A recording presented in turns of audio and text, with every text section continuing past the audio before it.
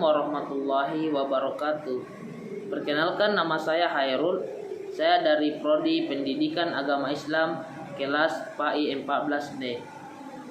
Nah, dalam video ini saya akan mewawancarai salah seorang warga dari Kabupaten Polewali Mandar yang tinggal di kota Parepare. Nah, beliau akan menjelaskan tentang tradisi suku Mandar, yaitu salah satunya Mapatama. Nah, jadi Mapatama adalah salah satu tradisi suku Mandar yang masih dijalankan pada saat ini. Nah, Mapatama ketika di bahasa Indonesia kan yaitu khatam Al-Quran.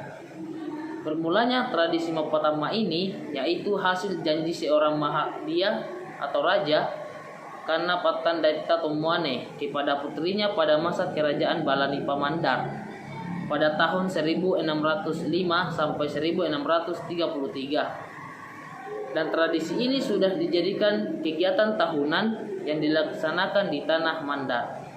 Nah, inilah penjelasan dari Ustaz Muhammad Syarif mengenai tradisi Mapatama. Di sini saya akan mewawancarai salah seorang warga dari Kabupaten Polewali Mandar yang berada di kota Parepare. Atas nama Muhammad Syarif. Nah, ya.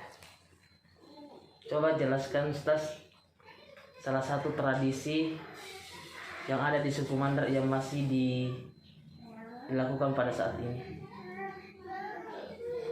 Assalamualaikum warahmatullahi wabarakatuh. Waalaikumsalam warahmatullahi wabarakatuh. Jadi di Mandar itu dikenal beberapa budaya yang masih dilakukan, termasuk diantaranya adalah tradisi atau budaya Mapatama, di mana masyarakat setiap ada anaknya yang tamat atau dianggap pintar mengaji itu, maka dibiasakan itu di sana Mapatama di Mandar. Kalau bahasa di kampung Totama. Nah, itu Totama itu orang yang tama itu. Bagaimana caranya? Dikasih di kuda menari diiringi dengan rebana. Diiringi rebana biasanya dilakukan anak-anak remaja, mulai dari anak remaja sampai orang tua itu bisa memainkan rebana.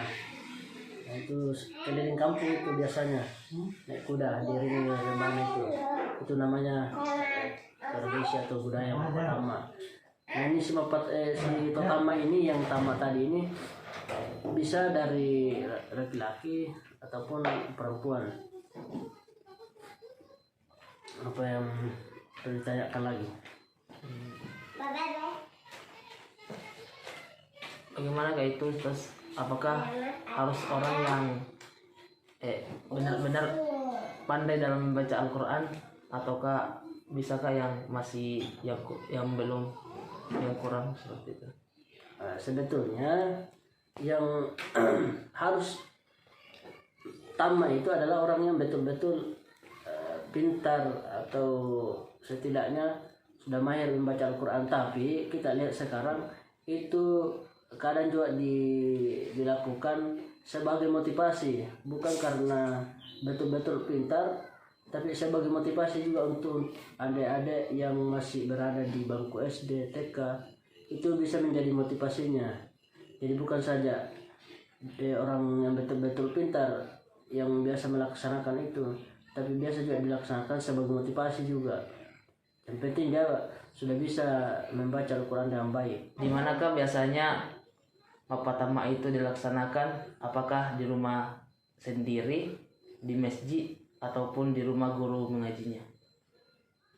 Kalau masalah tempat itu tergantung, karena ada beberapa kesempatan atau beberapa waktu biasanya orang melaksanakan Mapatama itu sendiri. Biasa yang pertama itu ketika musim musim maulid. itu biasanya dirangkaikan dengan mapatama masal. Mapatama masal ini dilakukan dua tempat, awalnya di masjid berkumpul, lalu turun ke lapangan, jalan di daerah atau jalan poros, itu biasa keliling.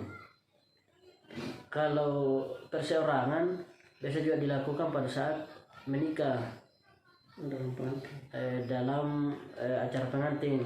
Jadi sebelum pengantin atau sesudah akad biasanya itu dilakukan terlebih dahulu naik kuda menari, pertama istilahnya yang orang yang menikah itu. Jadi kesimpulan dari budaya Mapatama itu sendiri ialah pertama, memberikan motivasi untuk anak bangsa, terkhusus warga Polewali Mandar yang merupakan pelaku budaya Mapatama itu sendiri.